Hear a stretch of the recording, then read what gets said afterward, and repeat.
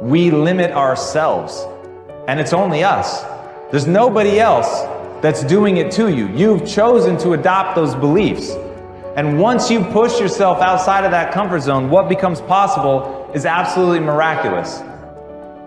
What is this limiting belief in my case that I'm not a good person? What does it cost me in my past to think this way? What is it costing me in this present moment to think that I'm not a good person? And here's the kicker. If I don't evolve this, if I don't get deliberate, what is it going to cost me in the future to continue to think that I'm not a good person? And the law of attraction is one that works like this. You get back from the universe, from the world, what it is that you put out there in the world. And if you're putting out there into the world that I am not worthy of attracting something beautiful into my life, that the universe will respond back to you with exactly that message. If I'm lying to you about who I am, or I'm lying to you about whatever, there's no starting point. There's a false reality. You have to create the real reality. It would be better for you to act towards an end that makes everything that's good better. That's the best way to live, to make everything that's good better. And maybe to restrict the development of everything that's malevolent and evil within yourself and in the broader world, insofar as you're able to do that. And so I think that's an expression of love, is that because when you love something, you care for it. And the proper attitude towards being, I think, is care. The best thing about life is tomorrow never happens. Yes? If you just know how to deal with what's now, you know how to deal with your entire life. This moment, if you know how to manage your thought, your emotion and your body, rest, drama outside happens. But if this is like this will be joyful and wonderful no matter what's the drama around you. Yes?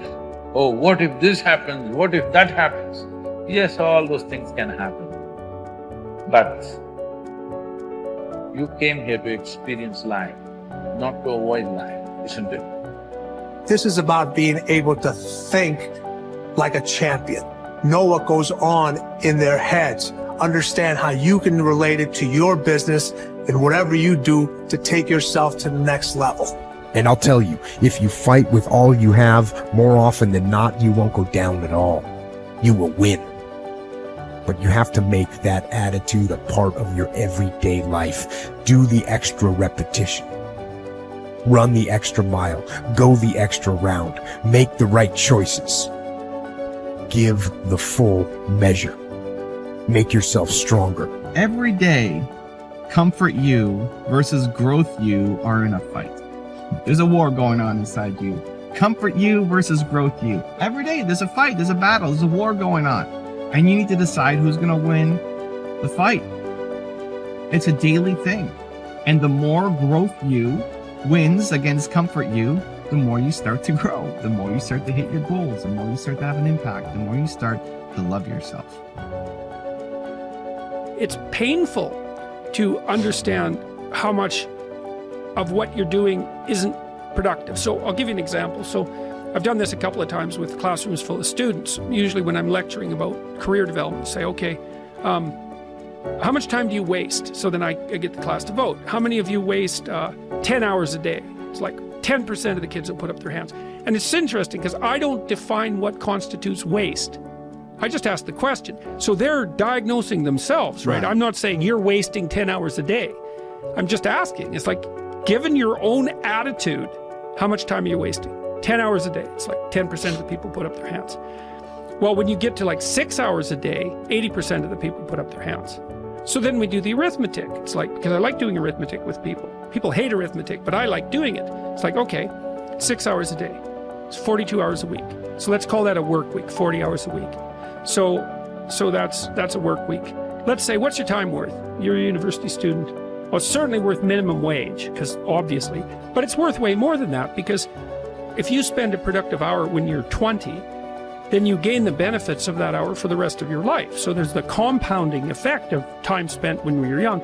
So I say, well, let's assume your time's worth $50 an hour, which I think is an underestimate, but whatever, let's call it 50. We could call it 25, but we'll call it 50. That's $2,000 a week you're wasting. It's $100,000 a year. It's like, how much better would your life be if you weren't wasting $100,000 a year? It's like, what is that over 40 years? $4 million. It's like, you're rich. You don't even know it. Quit wasting time. By your own definition. It's like people shake their heads. Well, I never thought about it that way. It's like, yeah, think about it that way. Don't waste your damn life. I know I'm a weak man. I know that I have sinned. I know that I am not perfect. But if I could have a person who's so much wiser than me, if I could look out into the future and my highest, best, strongest, happiest, boldest self could step into the situation, how would my better self advise me now?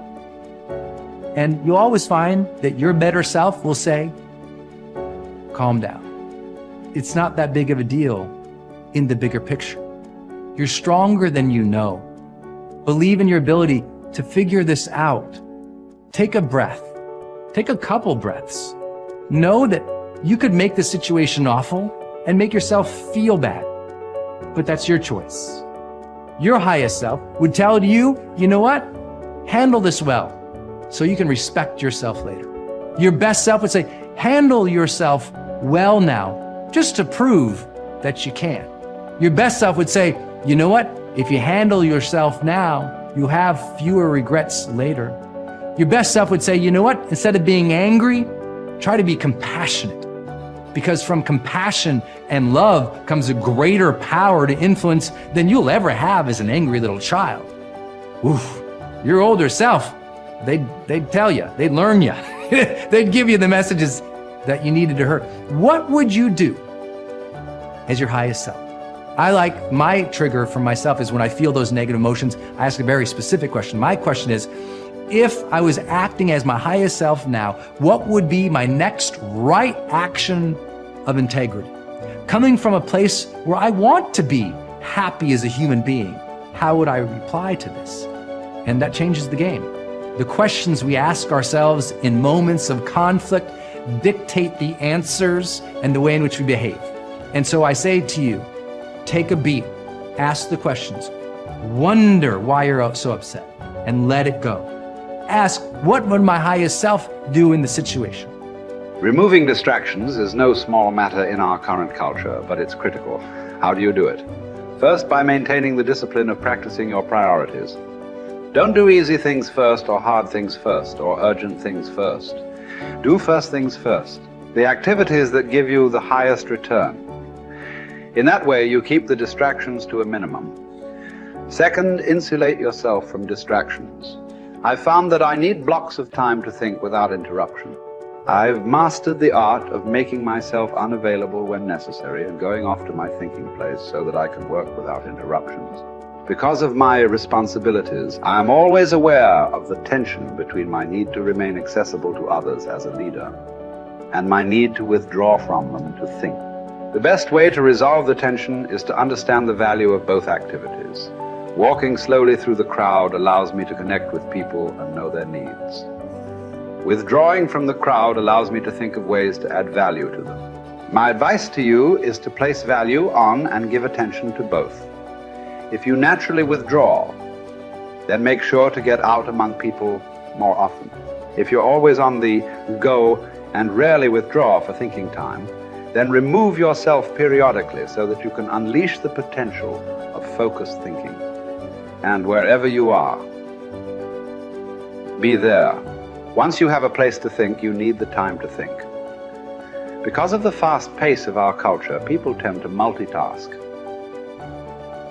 But that's not always a good idea. Switching from task to task can cost you up to 40% efficiency. According to researchers, if you're trying to accomplish many things at the same time, you'll get more done by focusing on one task at a time, not by switching constantly from one task to another. Ralph Waldo Emerson, the great transcendental thinker, believed concentration is the secret of strength in politics, in war, in trade, in short, in all management of human affairs. To help me concentrate on the things that matter, I work to keep important items before me. One way is to ask my assistant to keep bringing it up, asking me about it, giving me additional information in reference to it. I'll also keep a file or a page on my desk so that I see it every day as I work. That strategy has successfully helped me for 30 years to stimulate and sharpen ideas. If you've never done it, I recommend that you try it. Take a good look at yourself from time to time to see whether you are actually making progress. That is the most accurate measure of whether you are making the best use of focused thinking. Ask yourself, am I seeing a return for my investment of focused thinking time? Is what I am doing getting me closer to my goals? Am I headed in a direction that helps me to fulfill my commitments, maintain my priorities, and realize my dreams?